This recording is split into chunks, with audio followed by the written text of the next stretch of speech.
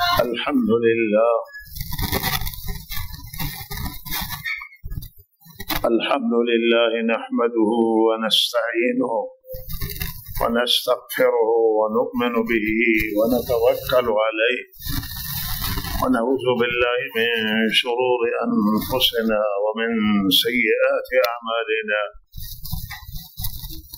ونعوذ بالله من شرور أنفسنا ومن سيئات أعمالنا من يهده الله فلا مضل له ومن يضلله فلا هادي له وأشهد أن لا إله إلا الله وحده لا شريك له وأشهد أن سيدنا ونبينا ومولانا محمدا عبده ورسوله صلى الله تعالى عليه وعلى آله وصحبه أجمعين أما بعد فأعوذ بالله من الشيطان الرجيم بسم الله الرحمن الرحيم شهر رمضان الذي أنزل فيه القرآن هدى للناس وبينات من الهدى والفرقان ومن شهد منكم الشهر فليصم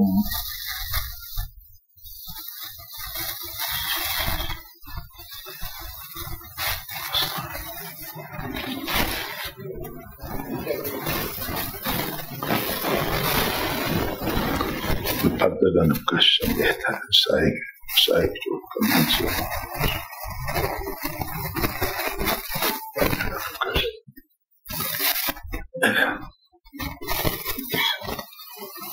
ماہ زیبا مبارک رمضان از رحمت های پروردگار هست و رحمت الهی هست.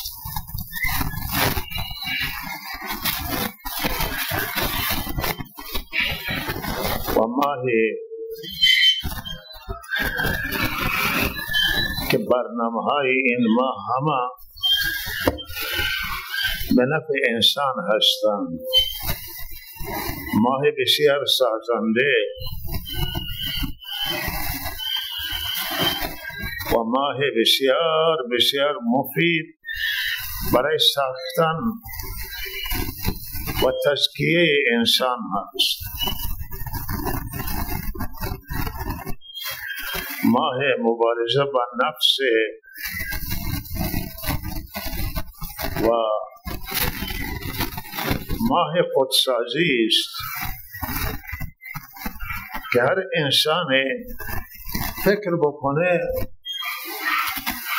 به ساختن خودش، به ساختن درونی خود، به ساختن معنوی خود، به ساختن اخلاق، به ساختن اعتقاد و تقویت اعتقاد و تقویت ایمان و ساختن اعمال که انسان از بود عمل و عمل کرد خودش را بسازه و اعمالش را و عمل کردش را صحیح و درست بگرداند.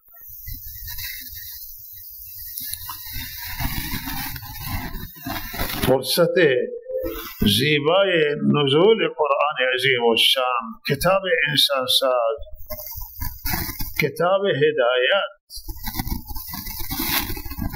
کتاب تحول و انقلاب در درون انسان، تحول در درون انسان، انسان از درون می سازه و از درون متحول می کنه و از درون دگرگون می گرداند. و این کتاب زیبا قرآن عظیم و شان آخری کتاب آسمانی است که بر خاتم النبیین رحمت للعالمین نازل شده است و لہذا این ما در واقع ماه بهار قرآن عظیم و شان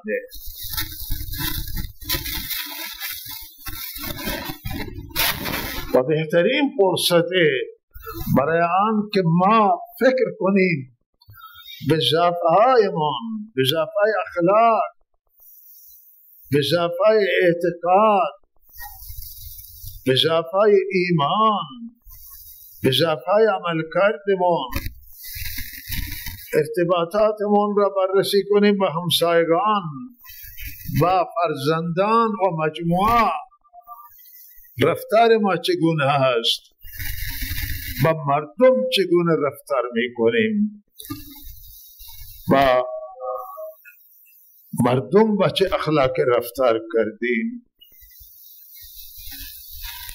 با مراجعان خودمان، با مشتریانمان و رفتار ما با طرف معامله ما چگونه بوده، با شریک چگونه بوده است و انسان‌های هوشمند همواره زندگی را بررسی می‌کنند و ضعف‌های زندگی را نگاه می‌کنند، می‌بینند و کجی‌های خودشون را هم مشاهده می‌کنند، می‌بینند و در فکر اصلاح خود می‌شوند.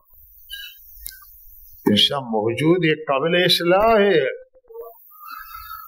و هم انسان موجود است که جایز الخطای، دچار اشتباه میشه، دچار عجله میشه در کارها و عجله در کارها نقصان میرسانه به کارها، عیب در کارها. برخوردهایمان، قضاوتهایمان، رفتارهایمان، حرفی که زدیم چگونه حرف زدیم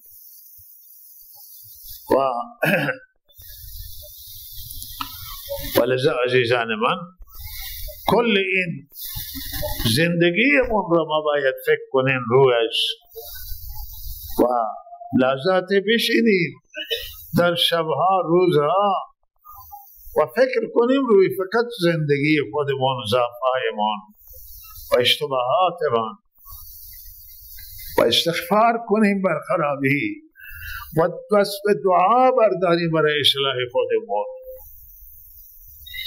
انسان جایز الخطای، خطا میکنه، در انسان ضعف موجوده، خطا موجوده، اشتباه موجوده در رفتارهای سیاسی، در رفتارهای فردی، خانوادگی، اجتماعی، دینی،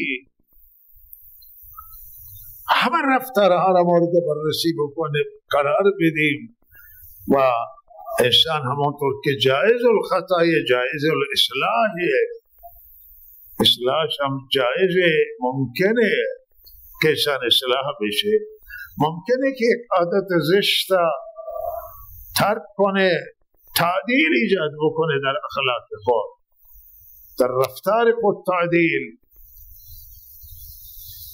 و توی مسیر اعتدال قرار بگیره، توی مسیر عدالت قرار بگیره، توی مسیر صحیح قرار بگیره.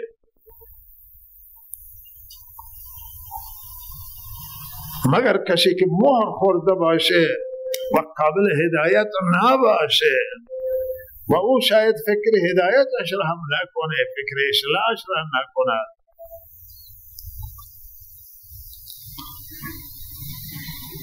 ولی همه انسان ها قابل اصلاحاً و بهترین ماه مبارک رمضان.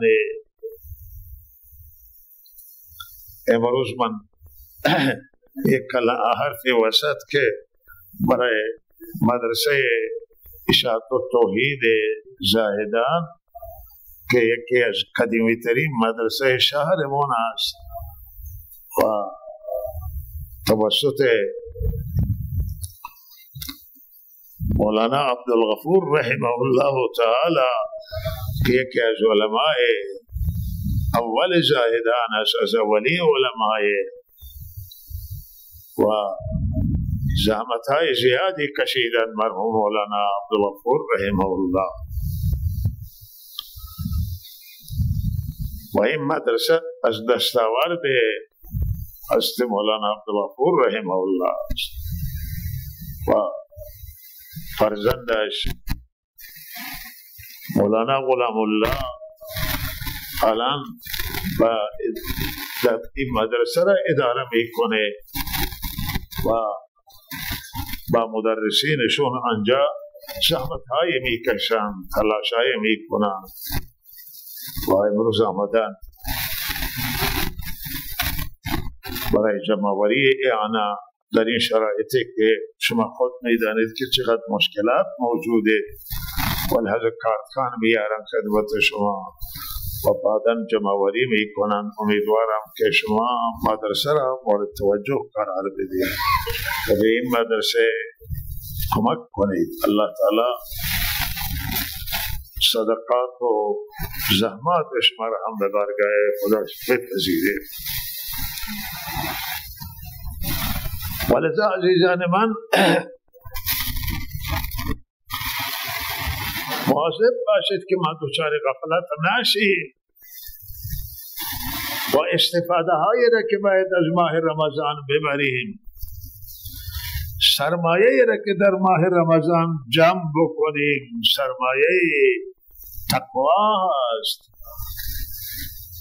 سرمایه پرهیزگاری که خود الله تعالی مطرح کرده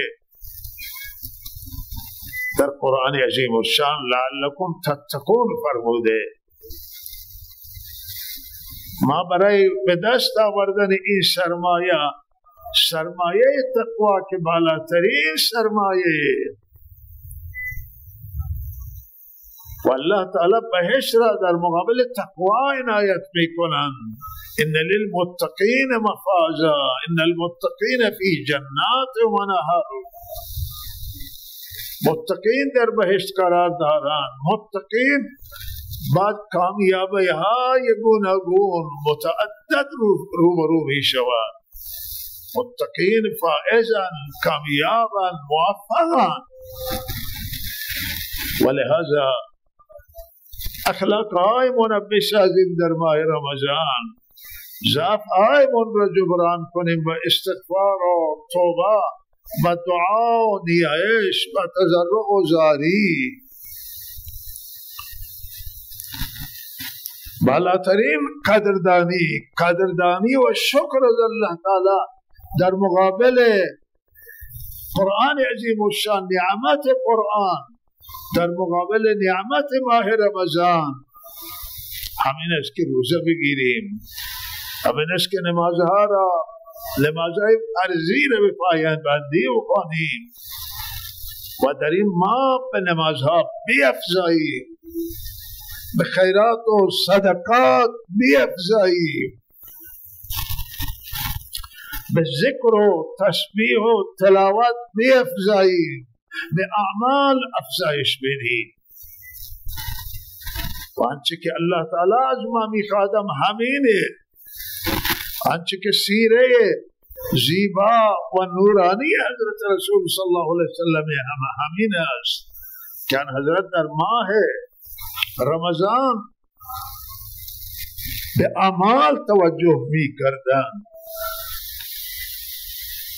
و اعمال نورانی و اعمال صالح را انجام می دادن. هر رمضان حضرت رسول صلی الله علیه وسلم با جبرائیل امین قرآن دور می کرده و فرشته ای که قرآن آورده بود، فرستاده ویژه الله تعالی جبرائیل امینان، وحی را آوردن، هدایت آوردن، دین آوردن. و آن حضرت با کسی که قرآن بر او آورده و قرآن نازل شده به قلب نورانیان حضرت صلی اللہ علیہ وسلم حضرت محمود تلاوت می کرتا و به ما آموختن که این ماه تلاوت ہے و آخری سال هر سال در ماه رمضان یک بار قرآن دور می کردن. آخری سالی که حضرت وفات کردن 2 بار قرآن با جبرائیل امین دور کردن و بظاهر آنه که حضرت می خواند و جبرائیل امین می شنوید و جبرائیل امین می خواند و حضرت می شنید و چنانان حضرت در این ماه سخی می شدن. همیشه یکی از صفات آن حضرت سخاوت بود، صفات زیبایی آن حضرت، ولی در ماه رمضان چنان موج میده صفت سخاوت در همه چیز، در تقسیم کردن و توزیع کردن علم و دانش، در تقسیم و توزیع مال و در توزیع هر خیر. آن حضرت صلی اللہ علیہ وسلم از هر ماه دیگری بیشتر در این ماه انجام میدادند و وجود شان که رحمت برای همه بود، در این ماه این رحمت بیشتر معطر میشد و بیشتر موج میزد دریای رحمت. و وقتی که خصوصا با جبرائیل امین می نشست و تاثیر ملکی و تاثیر تلاوت قرآن و تاثیر رمضان اثرش را نمایان می کرد در زندگی حضرت صلی اللہ علیہ وسلم. با صالحین نشستن، با پاکان نشستن، با نیکان نشستن. شوق انسان را به عمل بیشتر میکنه، به خیر بیشتر میکنه، به جود و سخا بیشتر میکنه. ولهذا این ماه جود و سخایه و قرآن به کثرت تلاوت بکنید. والله شکر رمضان همینه، شکر قرآن عظیم الشان اینه که الله نازل کرده در این ماه و ما خدا را تشکر و قدردانی بکنیم. باید به قرآن بشتابیم، باید به ذکر الله بشتابیم، دست از گناه کوتاه کنیم، از گناه دوری بکنیم و گناه ها را ترک کنیم در این ماه رمضان. گناه اثر منفی داره. اگر در ماهای گذشته از ماه اشتباهات و خطای بوده، این ماه توبه، ماه رجوع الله، در این ماه گناه نکنیم و خطاها گناه ها را ترک کنیم. به رسیدگی به فقرا ماه فرمودن، ماه صبری و صبر جزاش جنته و در این ماه از صبر کار بگیریم. حدیث حضرت سلمان رضی اللہ تعالی عنہ و صبر فرمودن جزاش جنته. ولهذا در این ماه صبر بکنیم در مقابل دشمنانمون، در مقابل مخالفانمون، در مقابل کسانی که در حق ما ظلم کردن، در مقابل کسانی که حق ما را ضایع کردن، باز هم صبر بکنیم. کسی حرف نامناسب به ما زد، کسی خطاب نامناسب کرد، لہذا ما باز صبر کار بگیریم. این ماه تحمل و صبر و روزه خودش صبره، روزه نصف صبره که انسان صبر بکنه هیچی نمی کنه در روز. این عمل این صبر است. و کسانی که صبر ندارن روزه را نمیتوانن بگیرن. صبر صبر صبر صبر خیلی عظیم نعمت بزرگی است، نعمت بی بدیله، نعمت وسیع و فراخه و جزاش ای حدیثی که جنت و شهر و ماه همدردی است، در این ماه همدردی کنید با فقرا و مساکین و زندانی ها و خانواده زندانی،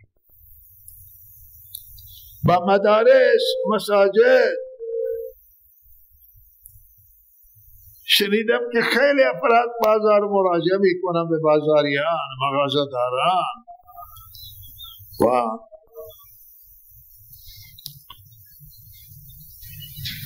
به لباسای گوناگون میآیند. تو این ایام مدارس هم مکاتب بازه مراجعه میکنن به مردم، گرچه ما دلمون نمیخواهد که بالاخره به مردم مراجعه بشه زیاد، حتی برای امور دینی مسائل دینی بالاخره با مشکلات دست و پنجه نرم کنن کسانی که خدمت دین نمی کنن و چنده و این مسائل به حد باشه که مایه خستگی برای مردم نباشه. توی مساجد هم همینطور بالاخره هر چی حساب شده باید باشه، هر چی به اندازه باشه که مردم تحمل کنن، جامعه تحمل کنه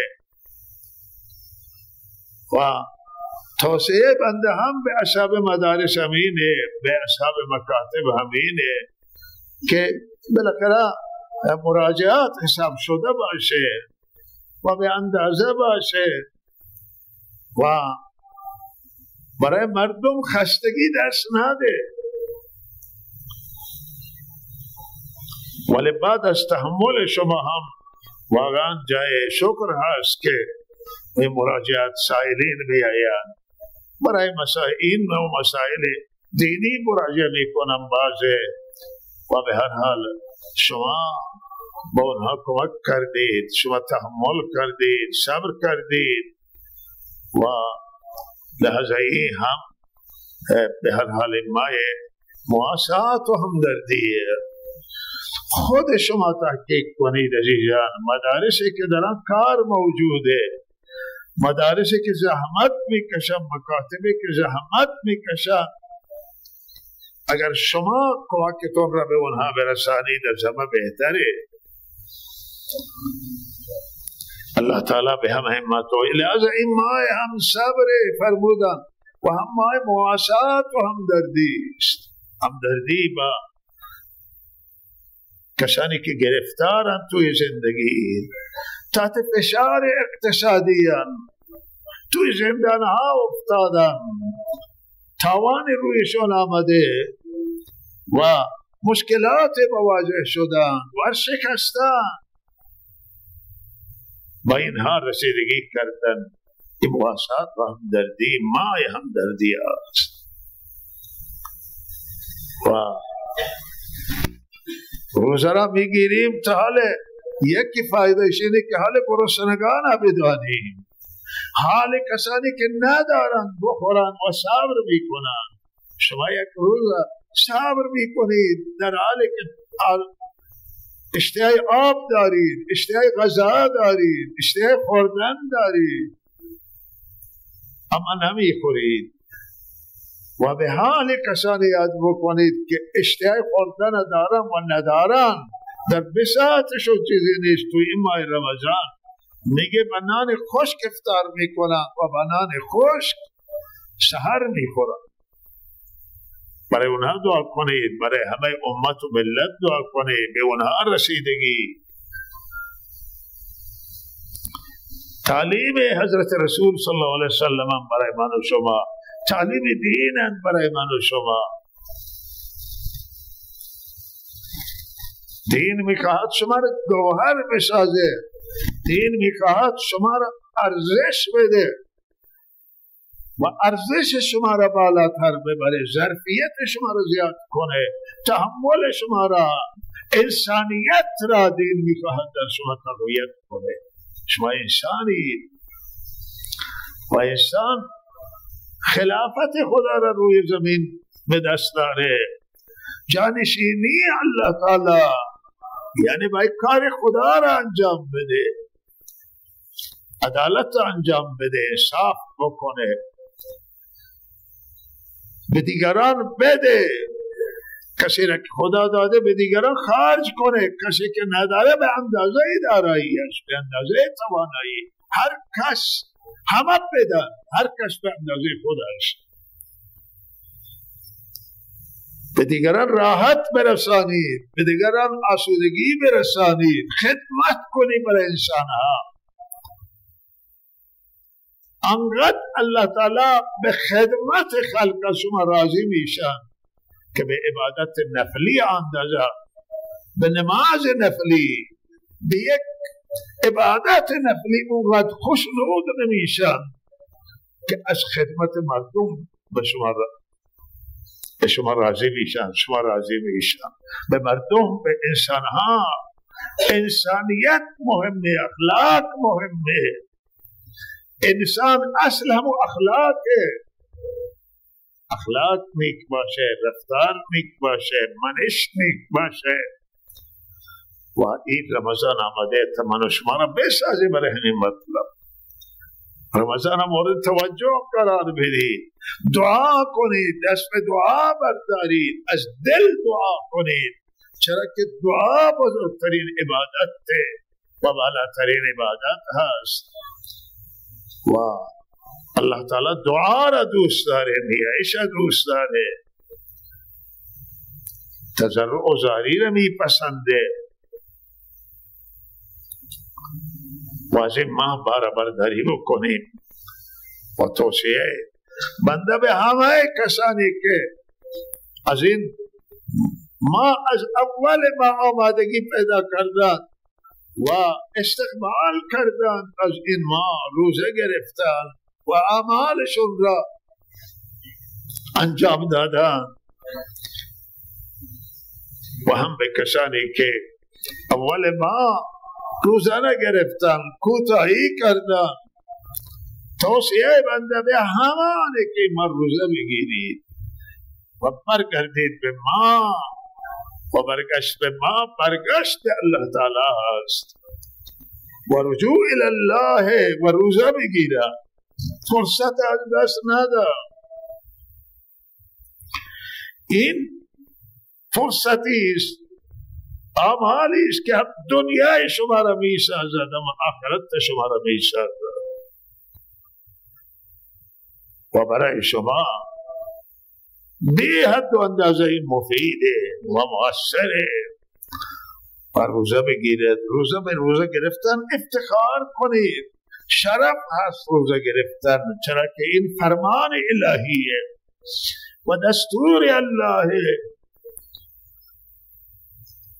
و شرف هست، عزت هست که ما از پروردگار فرمان ببریم و از الله اطاعت کنیم و گوش به فرمان پروردگار بشیم.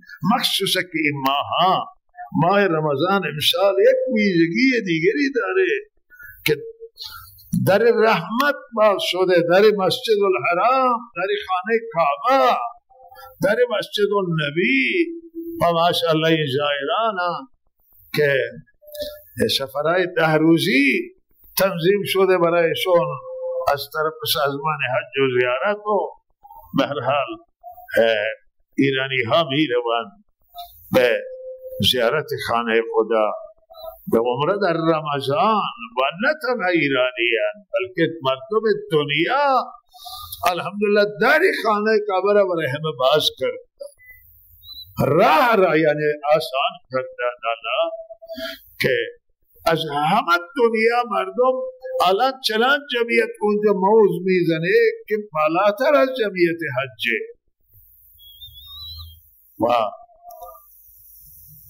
حج مردم در همین مناسک و محلهای دیگه که مثل عرفات و مزدلفه و منا مردم متفرق میشن ولی الان همه جمع کنار خانه کعبه و مسجد الحرام و یا در مدینه منوره و مسجد النبی و این رحمت بزرگی است واقعا.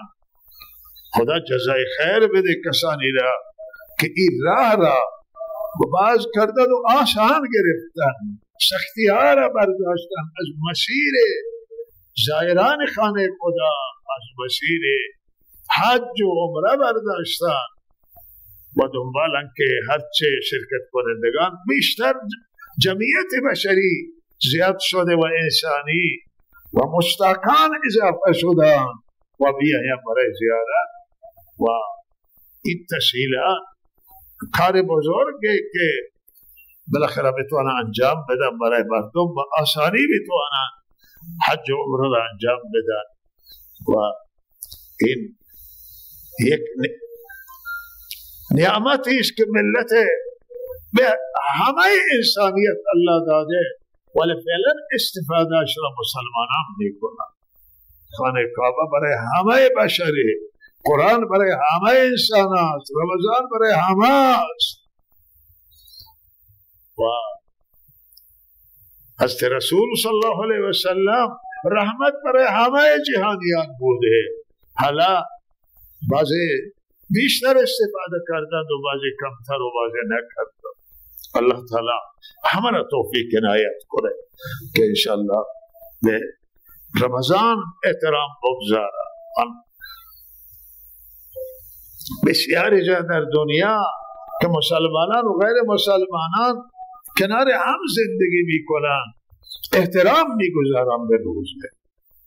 جلوی مردم غیر مسلمانان جلو مسلمانان غذا نمیخورن، احترام میگذارن. و بسیاری جا است که غیر مسلمانان هم روزه میگیرن و همدرد میشن با مسلمانان، هم نوا میشن با مسلمانان و احترام میگذارن به ماه مسلمانان، به ماه خدا، به ماه قرآن که ماه رمضان باشه. و این انسانهای عاقل، انسانهای باهوش، انسانهایی که امید هدایتشون بیشتر هست. الله تعالی توفیق عنایت کنه. از شنیدن قرآن خسته نشید و نماز تراویح بسیار عبادت زیبایی است. 3 شب خود آن حضرت تراویح را خواندن برگزار کردند در مسجد و آخر چنان جمعیت موج زد که آن شب 4 غالبا آن حضرت جای در مسجد شب یه حسیری بود که برام می نشست و یه حسیر حجاب می کردند و داخل می حسیر می رفت عبادت. شب 4 ازم بلند نشد، وقتی بلند می شد آن ازم دیده می شد و اقتدا می کردن صحابه و بلند نشد و بعد فرمود که من حرص شما را به این عبادت دیدم که شما حریصید به عبادت و من می ترسم که این بر سر شما فرض نشود. اما این عمل الله می پسنده. نماز تراویح را که فرمودم می ترسم که این بر سر شما فرض نکنه و لہذا آن حضرت بیرون نیامد و صحابه هر کسی این نمازهای شما خودشون برگزار کرد در خانه ها، در مسجد. و دور سیدنا ابوبکر صدیق به همین حالت مان، دور سیدنا عمر شبی که به مسجد آمدند تا سبحان الله جماعت مختلف در مسجد پشت سر هر یکی یک امام پشت بر قرآن میخوانه، امام و اونها پشت سر نماز میخوانه، نماز تراویح برگزار میکنه. از عمر رضی الله تعالی عنہ فرمود که مناسب میبینی که جمعیت را همه جمع بکنه به قاری ترین صحابی و اکرمهم ابی بن کعب رضی الله تعالی عنہ و قاری ترین صحابه را گفت که جلو بشه، همه پشت سری و ابتدا بکنه، چرا متفرق بشه. و بعد شب بعد که آمد و دید که مسجد ماشاءالله موج میزنه از جمعیت و پشت سر بهترین قاری داره نماز میکنه تحسین کرد و گفت که یک پدیده بسیار خوبه، نوع آفرینی بسیار خوبی بود و این نوع آفرینی فرمود حضرت ابو عمر رضی الله تعالی عنہ و تعبیر لفظ بدعت آمده فرمود بهترین بدعت شد و که اصلش در از حضرت رسول صلی اللہ علیہ وسلم ثابته، ولی با این صورت بالاخره آن حضرت ادامه نداده، فرموده که میترسه فرض نشه. حالا او خطری که وجود داشت که عبادت فرض بشه و مردم نتوان انجام بده گناهگار بشن، او خطر رفع شد. حالا چرا که فرض در زمان حضرت رسول میشه، صاحب وحی میشه و اعمال بعد فرض نمیشه، نفل همیشه نفله، سنت همیشه سنت، فرض همیشه فرضه. تغییر در شریعت تا زمان حضرت رسول می آمده و بعد از اون دیگه تغییراتی نیامده. بسته دینی تکمیل شده و به ما تعمیل داده شده است، نه کم میشه و نه زیاد. و این سنت از همون زمانه جاری بوده، زمان حضرت عمر، زمان حضرت عثمان، زمان حضرت علی. حضرت علی هم تراویح خوانده و این اعتقاد ما است. البته ممکنه برادران ما این روایت داشته نباشد و اما همین داریم که این خلفای راشدین اجماع روی حاصل شد، اجماع صحابه. هیچ صحابی مخالفت نکرد به نظر حضرت عمر، ولی موقع حج تمتع که حضرت عمر مخالفت کرد، صحابه مخالفت کرد، حضرت علی مخالفت کرد، دیگران هم مخالف گفت که تمتع در حیات طیبه عن حضرت بوده. حضرت عمر رضی الله تعالی عنہ میخواست که حج افراد بکنم، یعنی حج نیت کنم برای تو احرام بمانم و از احرام بیرون نشم، و صحابه مخالفت کردن، گفت چون تو زمان آن حضرت تمتع شده و لحظه از تمتع من نشم و اجماع صورت نگرفت. حتی امروز هم تمتع جریان داره. اینطور نیست که هر دستوری که خلفای راشدین دادن، صحابه دادن دیگه تمام شده، نه، همه صحابه بودن، همه بزرگان صحابه وجود داشتن و مخالفت و موافقت بوده، ولی بر تراویح اجماع حاصل شد. بر دو تا آذان که داده میشه زمان حضرت عثمان روز جمعه 2 آذان شد، زمان حضرت 1 آذانی بود، ولی بر این هیچ صحابی مخالفت نکرد، اجماع شد. بعد زمان حضرت عثمان، زمان حضرت علی، حضرت علی 2 تا آذان داده برای جمعه، ولی حضرت این همه اجماع صحابه قوی ترین حجته، اجماع همه مؤمنین حجته، اینا جز حجته و دلائل.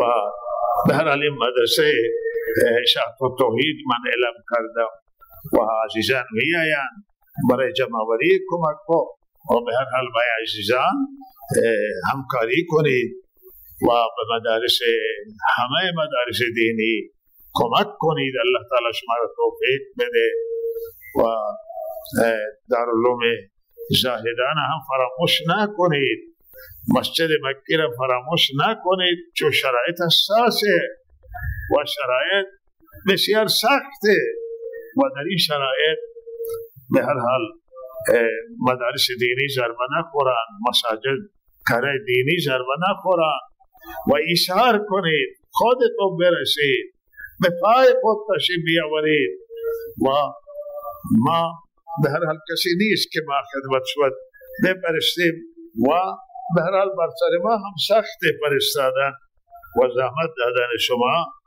و الله تعالی به شما توفیق عنایت بکند. آخری صحبتمان در رابطه با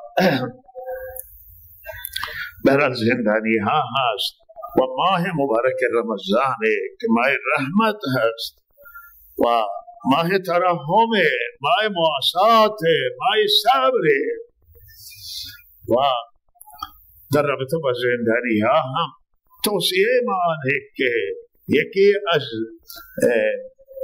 به هر حال شیوه مسلمانان و تعلیم دین اسلام ترحم بر اسیر و بر زندانی خوبی کردن و به زندانی ها آسانی وارد کردن و اسیران برخورد خوب، برخورد مناسب. و این متاسفیم که بعضی از تعلیم اسلام بسیار دور این هم تعلیم دینه و این انسانیت هم تعلیم شمینه که به هم نوع بلکه به حیوانات، به همه خلق خدا باید انسانیت را نشان داد و ترحم کرد. اگر علم متاسفانه پدیده گروگانگیری که زشترین پدیده های و بسیار با انسانیت اصلا مطابقت نداره، با انسانیت نمیخوانه، با اسلامیت نمیخوانه، امخانی نداره و بعض مردم اسیر میکنند و گروگان میبرند و شکنجه میدن و اذیت میکنند. چقدر دور از انسانیت، چقدر دور از انصاف، چقدر دور از مسلمانی است. و اسیر دست شما اسیرش را شکنجه میدی و توی زندان ها شکنجه کردم یا اذیت کردن زندانی ها، برخورد نامناسب، برخورد بد، برخورد تحقیرآمیز با زندانی، یها برخلاف انسانیت، برخلاف دین اسلام. بلکه اسلام برای به اسیران ترحم داده و یطعمون الطعام علی حبه مسکینا و یتیما و اسیرا. مسکین و یتیم و اسیر را هر ستاره اللہ تعالی در یک ردیف ذکر کرده است. و سرارا سیره آن حضرت نگاه کنید و اسیران بدر را نگاه کنید که چگونه با این اسیران رفتار کرد. اینا را صحابه کرام از فرزندان خودشون، از اعضای خانواده خودشون بهتر نگهداری کردن. غذایی که خودشون می‌خوردن زندانی نبود، تقسیم کردن و بالاخره هر کسی اسیر خودش را نگهداری میکرد و خدمت میکرد. همون غذایی که در خانواده می‌خورد همون غذا را بهتر شراب میدادن، به اسیران میدادن.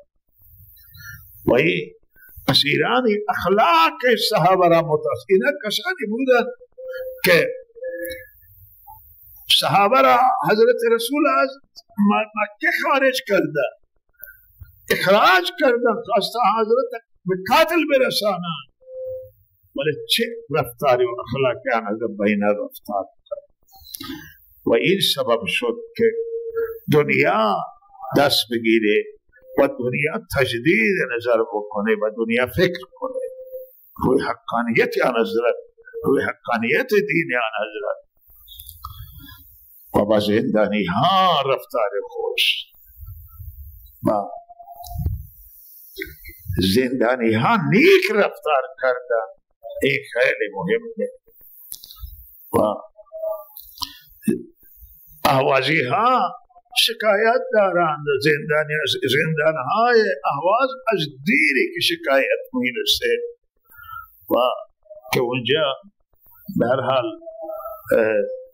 با زندانی ها، بسیاری از زندانی های عقیدتی، زندانی های سیاسی و رفتار خوب نیست و بسیاری به خاطر عقیده شون زندانان. البته ممکن تهمتی هم داشته باشند، اتهام بالاخره اگر بر حق باشه و در یک گروهی در تخریب دست داشته باشند، معذورا دفاعی نداریم، ولی دفاعمون از خوش رفتاری ولی با اونها هم هست. حتی اگر کسی از هر گروه باشه، بالاخره بعض هم باید ما اخلاقمون به اونها نشان بدیم. ماموران و مسئولان، دستگاه قضایی، دستگاه امنیتی باید با اخلاق خوش به اونها رفتار کنن، برخورد خشن داشته نباشن. زندانی علیه زندان شده دیگه خشونت چه میخواهد؟ و بعضی خانواده هایشون و بعضی در بعضی گروه ها بودن خانواده هایشون هم گرفته زندان کردن، زن هایشون زندان هم. خود زن بیچاره اون که در خانه نشسته اگر جای با شوهرش همراه باشه در جنگ نیست، در گروه نیست و نباید به زنها و بچه های اسیران اسیر کنن زندانی بکنن. زنی نوشته بود که من در زندان من گرفتم حامله بودم، در زندان زایمان کردم و بچه من بعد از 40 روز نمیدانم چقدر نوشته دیدم که میارم بچه من به ملاقات میکنم و بهترین روز من همونه، بهترین اوقات من که با بچه ملاقات میکنم. و این زندان های مختلف جاهای مختلف هستند و ما درخواست داریم در این ماه رمضان که به هر حال به حال زندانیان تجدید نظر بشه. تکبیر!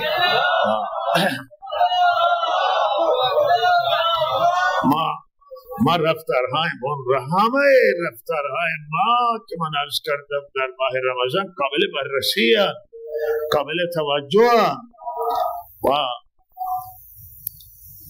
رفتارهای ما قابل توجه است که ما توجه کنیم و رسیدگی بکنیم به زندانی ها، به خوش رفتار بشه که وقتی آزاد میشن از خوبی زندانبانان، از خوبی برخوردهای کسانی که بازپرسی میکنن پرونده تشکیل میدهند و از برخوردهای خوب قاضی و از برخوردهای خوب ماموران که دستگیر میکنن انتظامی و امنیتی و اینها از این برخوردها متأثر باشند و اثر خوبی در دلشون باشه و خدای نکرده اینطور نباشه که نفرت بکنن و بیان بیرون و یک سری شکایت ها را بکنن و توصیه میکنم مسئولان رده بالا را به توجه به مردم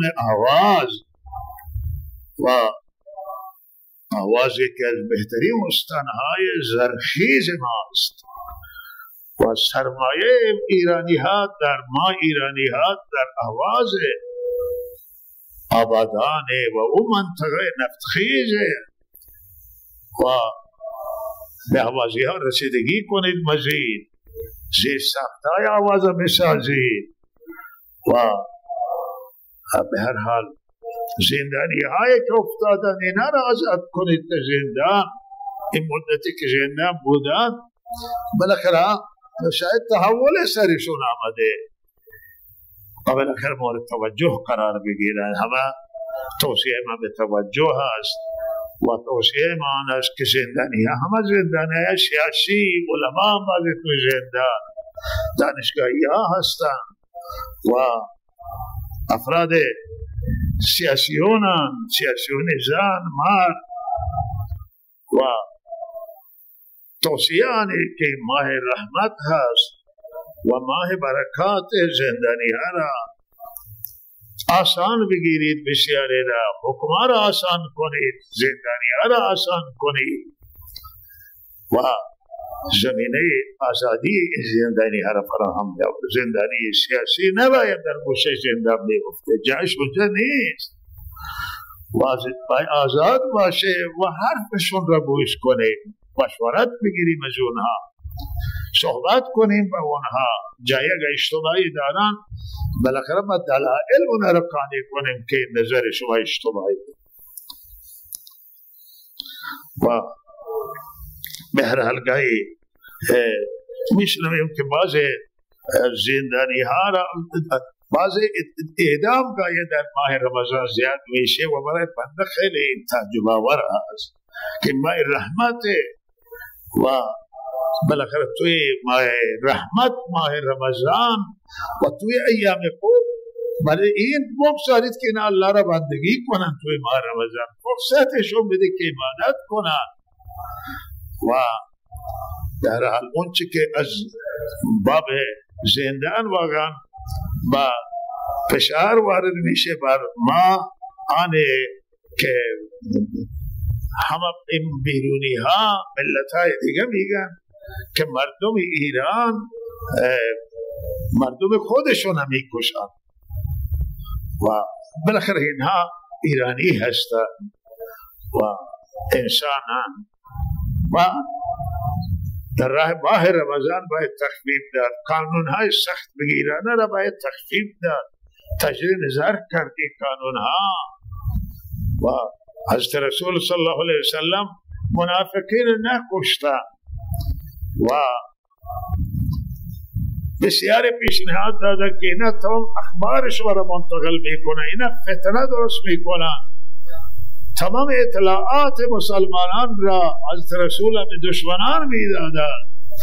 حضرت فرمود اگر ما اینا را بکشیم میگن که محمد یاران خود را میکشه، اصحاب خود را میکشه. برای من بعد این کار نکرده، حضرت آخر نکرده و همینطور ما نکرده و ما دلسوزیم، غرض ما نداریم، دل ما میسوزه که هم برای حاکم دلمون میسوزه، برای دستگاه قضایی دلمون میسوزه، چرا که ما میدانیم اکثری چیزی، ما میدونیم که مؤاخذه داره جلوتر، شرع معاشر هست، قیامت هست، حساب و کتابه، من یقین میدونم که مؤاخذه داره، من شک در این ندارم، دلایل دارم روی مسئله، مؤاخذه داره.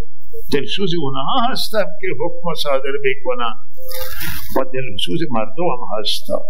میگم مردم برای مسائل سیاسی، مواد مخدر، برای این مسائل نباید مردم کشته بشن و اللہ تعالی توفیق عنایت کنه ہمارا و ہمارا اخلاص عنایت کنه در حرفایی که میگیم و حرفا بی غرض باشه.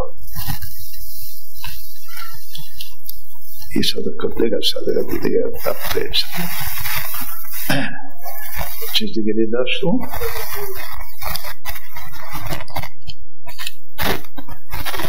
بله ارز کنم که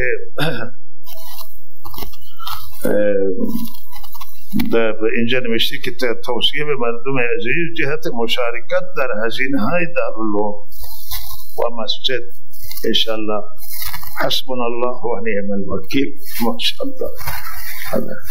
آخر توکل بر الله کردم و انشاءالله خدا شما را کمک میکنه و مردم عزیز شما را تنها نمیگذارم، کمک میکنم. توصیه به مهربانی و اکرام مهمانان نوروزی، ماشاءالله آخر سال و ایام نوروز هست و مردم ایران سفر میکنند در این ایام و کسانی که به این مناطق قومی می آیند، مناطق مذهبی می آیند و همه ایران و خصوصا در سیستان و بلوچستان، توصیه ما به همه مردم استان اینه که این مهمانان به عنوان عزیزان خودتون، به عنوان نزدیکانتون، به عنوان خویشاوندان خود، به عنوان برادر و خواهر و این هم برخورد داشته باشه و مهربانی شما، محبت شما به هر حال این تأثیر گذار هست و مهمه و توی جاده ها توصیه میشه که تردد خیلی رانندگی ها باید با احتیاط صورت بگیره، چرا که این ایام جاده ها شلوغتر میشه، جاده خود اینجا نداره بخوبی، ولی همین جاده که تک بانده و به هر حال خطر همیشه وجود داره، تصادف انجام میگیره. توی ایام پایان سال و نوروز بیشتر تصادفا بالا میره ہمارے طرفات و انشاءاللہ ترحم بیشتری بشه و رانندگان به آهستگی رانندگی و قوانین راهنمایی و رانندگی را باید ما مراعات کنیم و توصیه میکنم به امنیت که از همه طور از امنیت تپستان و حراست و پاسداری کنید و دست کسانی که به سرقت و به رهزنی و به کشتن آدم می پردازند و اسیر کردن مردم هر دستی دارید به توانایی دارید دست اینها را بگیرید و بهرحال همه ما باید دنبال اصلاح جامعه باشید و امنیت و آسایش متعلق به همه هست، متعلق به یک کشور خاص نیست و لحظه اینجا هم تاکید مضاعف دارم به یک امنیت مراعات بشود.